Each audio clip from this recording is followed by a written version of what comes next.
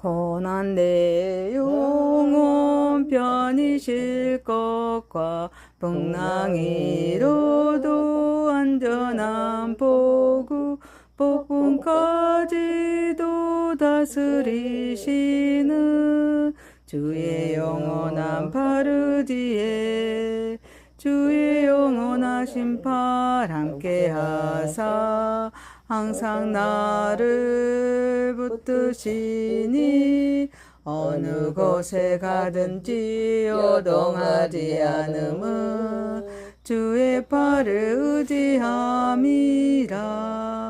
세상 친구들 나를 버려도 예수늘 함께 동행함으로 주의 은혜가 충만하리니 주의 영원한 파르지에 주의 영원하신 팔 함께 하사 항상 나를 붙드시니 어느 곳에 가든지 요동하지 않음은 주의 팔을 의지함이라.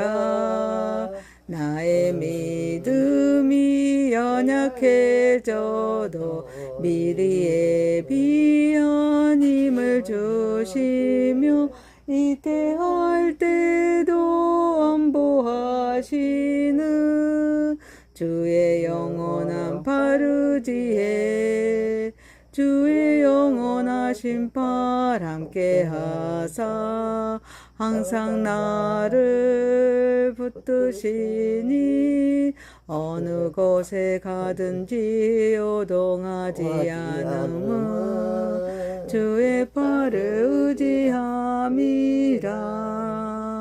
능치 못한 것 주께 없으니 나의 일생을 주께 맡기며 나의 모든 짐 대시 지시는 주의 영원한 파르지에 주의 영원하신 팔 함께 하사 항상 나를 붙드시니 어느 곳에 가든지 요동하지 않음은 주의 팔을 의지함이라. 전능하사 천지를 만드신 하나님 아버지를 내가 믿사오며 그의 아들 우리 주 예수 그리스도를 믿사오니 이는 성령으로 잉태하사 동정녀 마리아에게 낳으시고 본디오 빌라도에게 고난을 받으사 십자가에 못 박혀 죽으시고 장사한 지 사흘 만에 죽은 자 가운데서 다시 살아나시며 하늘에 오르사 전능하신 하나님 우편에 앉아 계시다가 저리로서 산 자와 죽은 자를 심판하러 오시리라. 성령을 믿사오며 거룩한 공회와 성도가 서로 교통하는 것과 죄를 사하여 주시는 것과 몸이 다시 사는 것과 영원히 사는 것을 믿사옵나이다. 아멘. 하나님의 말씀은 이사야서 18장 1절에서 19장 15절까지입니다. 15절까지입니다. 자, 1절입니다. 슬프다. 구스의 강 건너편 날개치는 소리 나는 땅이요. 갈 때 배를 물에 띄우고 그 사자를 수로로 보내며 이르기를 민첩한 사자들아 너희는 강들이 흘러 나누인 나라도 가장 장대하고 준수한 백성 곧 시초부터 두려움이 되며 강성하여 대적을 밟은 백성에게로 가라 하는도다. 세상의 모든 거민 지상에 사는 너희여 산들 위에 기차를 세우거든 너희는 보고 나팔을 불거든 너희는 들을지어다. 여호와께서 내게 이르시되 내가 나의 초소에서 조용히 감찰함이 쬐이는 일광 같고 가을 더위의 음부 같도다. 추수하기 전에 꽃이 떨어지고 포도가 맺혀 익어갈 때 내가 낫으로 그 연한 가지를 베며 퍼진 가지를 찍어 버려서 산의 독수리들과 땅의 들 짐승들에게 던져 주리니 산의 독수리들이 그것으로 여름을 지내며 땅의 들짐승들이 다 그것으로 겨울을 지내리라 하셨습니다. 그때 강들이 흘러 나누인 나라의 장대하고 준수한 백성 곧 시초부터 두려움이 되며 강성하여 대적을 밟는 백성이 만군의 여호와께 드릴 예물을 가지고 만군의 여호와의 이름을 두신코 시온산에 이르리라. 애굽에 관한 경고라. 보라, 여호와께서 빠른 구름을 타고 애굽에 임하시리니 애굽의 우상들이 그 앞에서 떨겠고 애굽인의 마음이 그 속에서 너구리로다. 내가 애굽인을 격동하여 애굽인을 치리니 그들이 각기 형제를 치며 각기 이웃을 칠 것이요 성읍이 성읍을 치며 나라가 나라를 칠 것이며 애굽인의 정신이 그 속에서 쇠약할 것이요 그의 계획을 내가 깨뜨려드리니 그들이 우상과 마술사와 신접한 자와 요술계에게 물으리로다. 내가 애굽인의 잔인한 주인의 손에 붙들리니 포악한 왕이 그들을 다스리려라. 주 만군의 여호와의 말씀이니라. 바닷물이 없어지겠고 강이 잦아서 마르겠고 강들에게서는 악취가 나겠고 애굽의 강들은 줄어들고 마름으로 갈대와 부들이 시드겠으며 나일 가까운 곳 나일 언덕의 초장과 나일강 가까운 곡식밭이 다 말라서 날려가 없어질 것이며 어부들은 탄식하며 나일강에 낚시를 던지는 자마다 슬퍼하며 모리에 그물을 치는 자는 피곤할 것이며 세마포를 만드는 자와 배 짜는 자들이 수치를 당할 것이며 그의 기둥이 부서지고 품꾼들이 다 마음에 근심하리라. 소환의 방백은 어리석었고 바로의 가장 지혜로운 모사의 책략은 우둔하였으니 너희가 어떻게 바로에게 이르기를 나는 지혜로운 자들의 자손이라. 나는 내 왕들의 후예라 할 수 있으랴. 너의 지혜로운 자가 어디 있느냐. 그들이 만군의 여호와께서 애굽에 대하여 정하신 뜻을 알 것이요 곧 내게 말할 것이니라.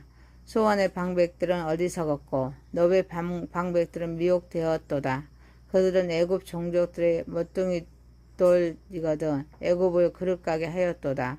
여호와께서 그 가운데 어지러운 마음을 섞으셨으므로 그들의 애굽을 매사에 잘못 가게 함이 취한 자가 토하면서 비틀거림 같게 하였으니 애굽에서 머리나 꼬리며 종려나무 가지나 갈대야 아움 할 일이 없으리라. 아멘. 전능하시고 거룩하신 하나님 아버지, 우리의 예배를 받으시옵소서. 예수님의 이름으로 기도하옵나이다. 아멘. 이사야서 18장 1절에서 19장 15절 말씀으로 조용히 감찰하시는 하나님이라는 제목으로 은혜를 받고자 하겠습니다. 첫 번째, 조용히 감찰하시는 하나님이십니다. 당시의 구스는 애굽과 함께 아수르에 대항하기 위해서 국제동맹을 추진하고 있었습니다. 그들은 갈대 배를 타고 사저들을 여러 나라에 보내 연합전선을 구축하면서 군사적인 힘과 애교적인 전략으로 이 길을 극복하려 했습니다. 열방은 군사적 기치를 세우고 나팔을 불면서 분주하게 움직였지만 여호와께서는 당신의 처소에서 조용히 모든 역사를 감찰하고 계셨습니다. 하나님의 침묵은 무관심이나 무능력이 아닙니다. 가장 완전한 때를 위한 기다림이었습니다. 마치 열매가 익기 직전에 가지를 베푸시는 농부처럼 하나님께서는 가장 정확한 시점에 심판하십니다. 그리고 아수르를 무너뜨리신 후에는 한때 자신의 힘을 자랑하던 구스가 오히려 만군의 여호와께 예물을 드리기 위해 시온산으로 나오게 하십니다. 심판은 끝이 아니라 하나님께 돌아오게 하는 회복의 시작이었습니다. 이 사건의 배경은 주님 오시기 전 주전 약 713년에서 701년경에 아수르가 고대 근동을 지배하던 시기였습니다. 당시의 구스의 왕조는 애굽을 통치하면서 유다에게 아수르에 맞서기 위한 동맹을 제안했습니다. 그러나 하나님께서는 유다에게 애굽이나 구스를 의지하지 말라고 말씀하셨습니다. 역사를 움직이는 것은 애교와 군사력이 아닙니다. 하나님의 주권이기 때문입니다. 하나님은 침묵하시는 것처럼 보일지라도 끊임없이 섭리하십니다. 인간은 조급하게 행동하지만 하나님은 가장 선하고 완전한 때를 기다리십니다. 열방이 분주하게 움직이는 것처럼 보여도 역사의 주인은 하나님이십니다. 또한 심판은 우연히 일어나는 사건이 아니라 하나님의 거룩한 계획 가운데 이루어지는 통치입니다. 그리고 그 심판의 궁극적인 목적은 멸망이 아니라 회복입니다. 하나님께서는 구스마저도 애외자로 변화시키셔서 시온으로 인도하십니다. 오늘을 살아가는 우리도 다르지 않습니다. 미디어의 끊임없는 소음과 경제적인 불안, 정치적인 혼란, 국제 정세의 긴장 속에서 쉽게 두려움과 염려에 사로잡힙니다.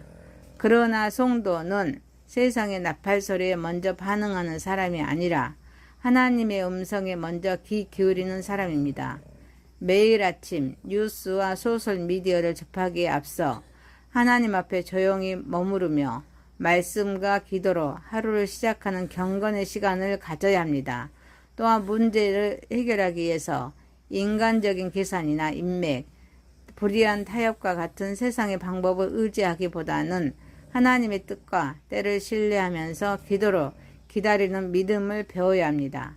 사랑하는 성도 여러분, 그러므로 성도는 세상의 소란과 두려움에 휩쓸리지 말고 역사를 주관하시는 하나님의 말씀과 약속에 굳게 서야 될 줄 믿습니다.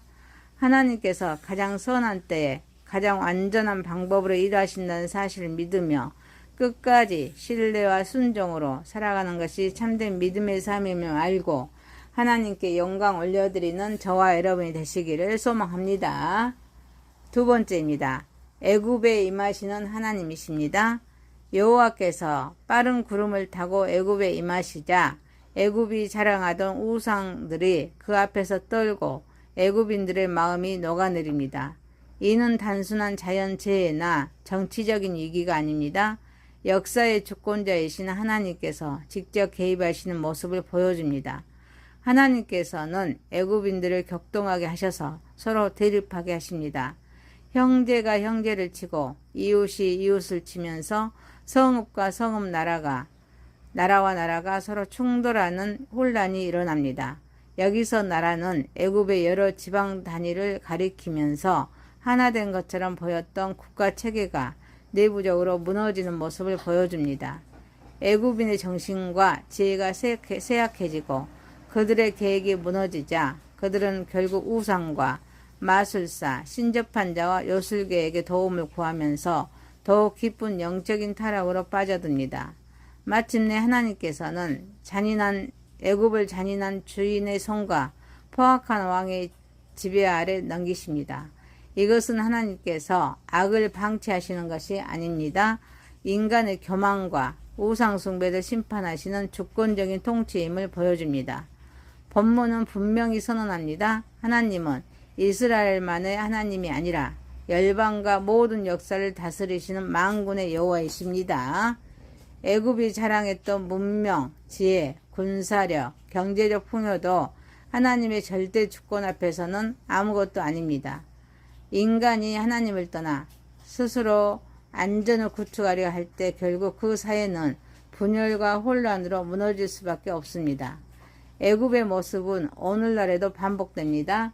하나님 없이는 살 수 없다고 자부하는 현대의 물질 문명, 과학 많은주의, 자본주의적인 풍요, 인간 중심의 지혜는 겉으로는 강해 보이지만 하나님 앞에서는 결코 영원한 안전의 근거가 될 수가 없습니다.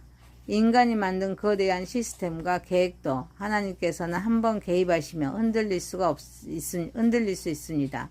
그러므로 우리는 우리 안에 있는 애굽을 돌아보아야 합니다. 하나님보다 더 의지하고 있는 것은 없는지 살펴야 합니다. 그것은 때로 통장의 잔고일 수가 있습니다. 인간적인 인맥일 수가 있습니다. 세상적인 학력과 능력, 경험과 성공일 수도 있습니다. 그러나 하나님보다 앞세운 것은 결국 하나님 앞에서 무너질 수밖에 없는 허망한 의지입니다. 성도는 세상의 혼란 속에서 두려움에 휩쓸리는 사람이 아니라 하나님의 통치를 신뢰하며 살아가는 사람입니다.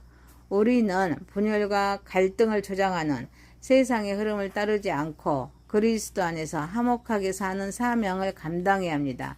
또한 미래의 불안을 해결하기 위해서 운세와 점술, 인간적인 꾀와 세상의 방법을 의지하지 않고 오직 하나님의 말씀과 기도로 인도함을 받아야 합니다.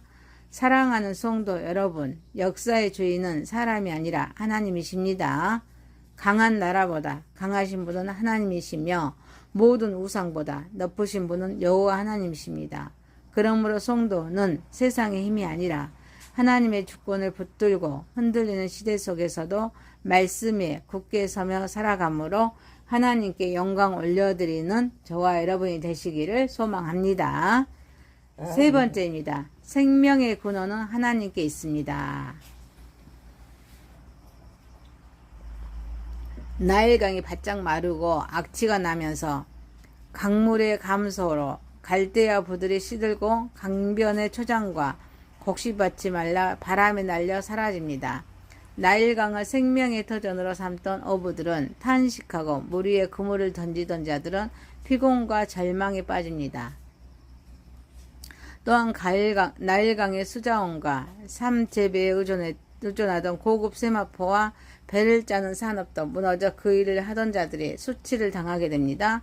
결국 애굽사의 기둥이 흔들리고 모든 일꾼과 품꾼들의 마음에 근심하게 됩니다. 이 말씀은 애굽에 임한 하나님의 심판이 단순한 자연재해가 아니라 그들이 의지하던 삶의 기반 자체가 흔들리는 사건임을 보여주고 있습니다. 애굽에서 나일강은 단순한 강이 아니었습니다. 그것은 생명의 근원이었고 풍요의 상징이었습니다. 국가의 힘과 번영을 유지하는 토대였습니다. 그러나 하나님께서 그 근원을 치시자 애굽 전체가 흔들렸습니다. 애굽은 나일강을 의지했지만 나일강 역시 하나님의 창조물에 불과합니다. 인간은 자연을 이용하지만 하나님은 자연을 통치하십니다. 애굽은 나일과 그에 연결된 우상들을 의지했지만 결국 그것들은 아무런 구원도 주지 못했습니다. 이 본문은 인간이 의지하는 모든 것이 하나님을 대신할 수 없음을 가르칩니다. 경제적인 풍요도, 사회적인 안정도, 인간의 지혜와 기술도 하나님을 떠나서는 참된 안전이 될 수가 없습니다. 하나님은 우리의 겉으로 드러난 문제만 다루시는 분이 아닙니다. 우리가 무엇을 생명의 근원으로 삼고 있는지를 다루시는 분이십니다. 오늘날 우리에게도 각자의 나일강이 있습니다. 어떤 사람에게는 안정적인 직장일 수가 있습니다. 또 어떤 사람에게는 주식과 부동산, 경제 시스템, 인간적인 능력과 경험, 과학기술일 수가 있습니다. 그러나 기후변화, 또 경제위기, 갑작스런 질병, 사회적인 혼란 앞에서 인간이 자랑하던 안전의 그런 기반은 한순간에 흔들릴 수가 있습니다. 하나님이 없이도 이것만 있으면 미래는 안전하다고 믿었던 것들이 결국 하나님 앞에서는 제한적인 피조물에 불과합니다. 그러므로 우리는 내 삶 속에 있는 나일강을 점검해야 합니다. 하나님보다 더 의지하고 있는 것은 없는지 돌아보아야 합니다. 하나님께서는 때로 우리가 의지하던 것을 흔드심으로 참된 생명의 근원이 어디에 있는지를 깨닫게 하십니다. 사업의 어려움, 수입의 감소, 건강의 위기, 관계의 흔들림처럼 삶의 강물이 마르는 순간이 찾아올 때 절망하거나 인간적인 방법만 찾기보다는 생명의 근원이신 하나님께 나아가야 합니다. 말씀과 기도로 영혼의 우물을 깊이 파면서 하나님의 공급하심을 신뢰해야 합니다. 또한 하나님께 받은 생명과 은혜는 나 자신만을 위한 것이 아닙니다. 경제적인 어려움과 삶의 무게로 지친 이웃과 일꾼들에게 따뜻한 위로와 실제적인 도움을 나누면서 하나님의 생명을 흘려보내는 삶을 살아야 합니다. 성도는 세상의 자원을 붙드는 사람이 아니라 하나님께 받을 것을 통해 다른 사람을 살리는 사람입니다. 사랑하는 성도 여러분, 생명의 근원은 환경이 아니라 하나님이십니다. 풍요의 근원도 경제가 아니라 하나님이십니다. 우리의 미래를 붙드는 분도 사람이 아니라 하나님이십니다. 하나님은 우리의 생명의 근원이시며 오늘도 우리의 필요를 공급하시고 마침내 영원한 생명의 강으로 인도하시는 분이심을 알고 하나님께 영광 올려드리는 저와 여러분이 되시기를 소망합니다. 아멘. 네 번째입니다. 애굽의 어리석은 제자들입니다. 당대 최고 정치 중심지였던 소안의 방백들과 바로 지혜로운 모사들이 지극히 어리석고 오둔해집니다. 그들은 자신들의 제자의 자손이면서 옛 왕들의 후예라고 자랑했지만 정작 만군의 여호와께서 애굽에 대하여 정하신 뜻과 하나님의 심판의 계획은 깨닫지 못했습니다. 애굽 사람의 기둥이 되어야 할 지도자들, 곧 소왕과 노베 방백들은 백성을 바른 길로 인도하기는커녕 오히려 미혹하면서 잘못된 길로 이끌었습니다. 하나님께서 그들 가운데 어지러운 마음을 허락하시자 애굽은 마치 술에 취한 사람이 토하면서 비틀거리는 것처럼 판단력을 잃고 혼란에 빠졌습니다. 그 결과 사회적인 지위의 높고 낮음, 곧 머리와 꼬리, 종려나무 가지와 갈대를 막론하고 누구도 국가적 위기를 해결할 수 없게 되었습니다. 이 말씀은 애굽이 자랑하던 지혜와 지도력의 붕괴를 선포합니다. 애굽은 고대 세계에서 가장 오래된 문명 가운데 하나였습니다. 학문, 천문, 건축, 정치, 행정 분야에서 뛰어난 지혜를 자랑했습니다. 특히 소왕과 노본 정치와 종교의 중심지였고 그 지도자들은 자신들의 지혜와 전통을 자부했습니다. 그러나 하나님께서 개입하시되야 그들이 의지하던 지혜는 한순간에 어리석음으로 드러났습니다. 이는 인간의 지혜가 아무리 뛰어나고 축적된 지식과 경험이 많을지라도 여호와를 아는 지식과 분리된 지혜는 결국 방향을 잃은 지혜임을 보여줍니다. 인간은 많은 것을 알 수 있지만 하나님의 뜻을 알지 못하면 결국 잘못된 길로 갈 수밖에 없습니다. 참된 지혜의 기준은 지식의 양이나 사회적인 명성이 아니라 하나님과 올바른 관계에 있습니다. 하나님을 떠난 지식은 세상을 살리는 힘이 아니라 오히려 사람을 미혹하는 위험한 힘이 될 수가 있습니다. 오늘날 애굽의 지혜자들은 하나님을 배제한 인본주의적 사고, 무신론적인 과학주의 물질과 자본을 절대화하는 가치관, 인간의 능력과 정치적인 계산만을 의지하는 세상의 지혜를 상징합니다. 사회의 지도자와 지식인들이 하나님을 경외하지 않을 때 그들은 공동체를 세우는 모퉁이돌이 아니라 오히려 사람들을 혼란과 잘못된 방향으로 이끄는 걸림돌이 될 수가 있습니다. 그러므로 성도는 중요한 선택과 결정을 할 때 세상의 계산과 인간적인 방법만 의지해서는 안 됩니다.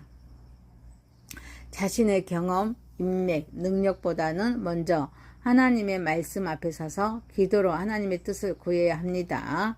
가정과 교회와 일터에서 맡겨진 리더십의 자리를 감당할 때도 세상의 지혜가 아니라 하나님의 말씀을 기준으로 분별하면서 하나님이 주시는 지혜의 공동체로 바른 길로 인도해야 합니다.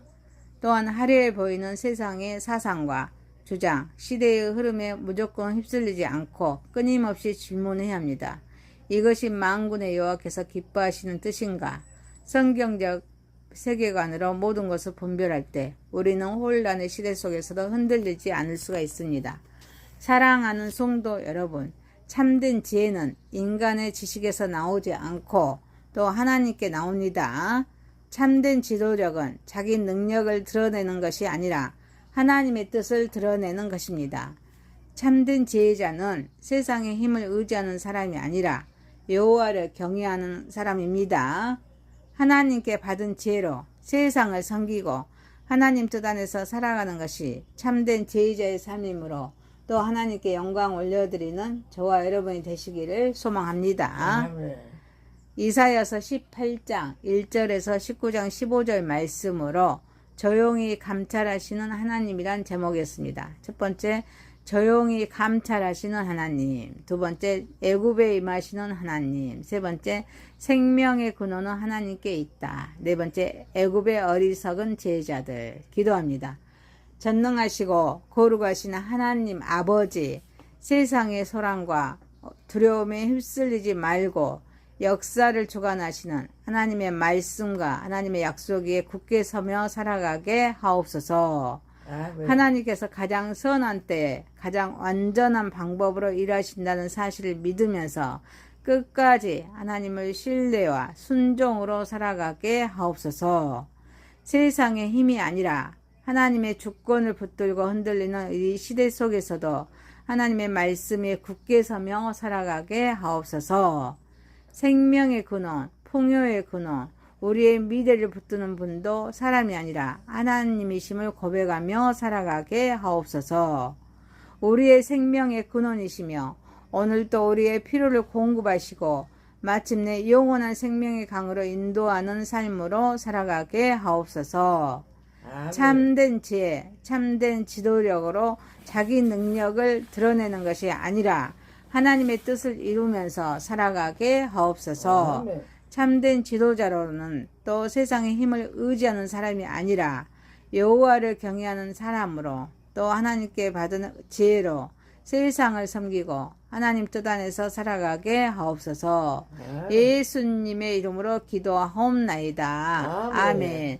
하늘에 계신 우리 아버지여, 이름이 거룩히 여김을 받으시오며 나라에 임하옵시며 뜻이 하늘에서 이룬 것 같이 땅에서도 이루어지이다. 오늘날 우리에게 일용할 양식을 주옵시고 우리가 우리에게 죄 지은 자를 사하여 준 것 같이 우리의 죄를 사하여 주옵시고 우리를 시험에 들게 하지 마옵시고 다만 악에서 구하옵소서.